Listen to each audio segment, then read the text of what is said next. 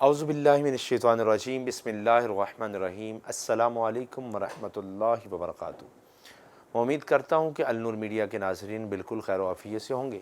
ناظرین، اس وقت آپ پروگرام دیکھ رہے ہیں استخارہ اور وظائف، اور آپ کے پیغامات ہم کو موصول ہونا اور دیگر معاملات پہ گفتگو کرنا، یقیناً یہ مرحلہ ہمارا چلتا رہتا ہے۔ ناظرین کرام، آج میں آپ کو جو وظیفہ بتانا چاہتا ہوں وہ وظیفہ ہے کسی سے کے شر سے بچنے کا طریقہ۔ ہر قسم کے شر سے بچنے کا طریقہ میں آپ کو بتانا چاہتا ہوں، چاہے وہ شیطان ہو، چاہے وہ انسان ہو، چاہے وہ حیوان ہو، چاہے وہ جنات ہوں۔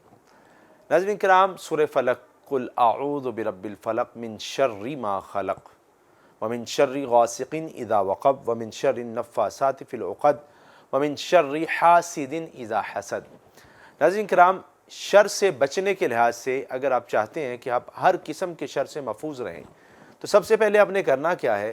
آپ نے فجر کی نماز پڑھنی ہے، اور نماز پڑھ کے آپ نے 311 مرتبہ اعوذ باللہ من الشیطان الرجیم، صرف اعوذ باللہ من الشیطان الرجیم 311 مرتبہ جس کے شر سے آپ بچنا چاہتے ہیں اس کا تصور ذہن میں رکھنا ہے۔ پھر اس کے بعد 10 مرتبہ بسم اللہ الرحمن الرحیم بسم اللہ الرحمن الرحیم پڑھنا ہے۔ پھر اس کے بعد ناظرین کرام کرنا کیا ہے؟ سورہ فلق وہ آپ نے صرف اور صرف 71 مرتبہ 71 دفعہ آپ نے پڑھنا ہے، اور اس کو پڑھ کے اپنے جسم پہ پھونک مارے اور اللہ سے دعا کریں، انشاءاللہ تعالیٰ آپ اس کے شر سے محفوظ رہیں گے۔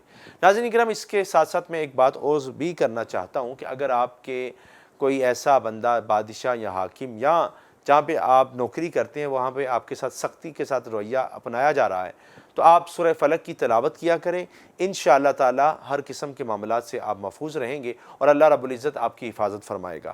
میں امید کرتا ہوں کہ اللہ رب العزت آپ کا میرا حامی و ناصر ہو۔ السلام علیکم ورحمۃ اللہ وبرکاتہ۔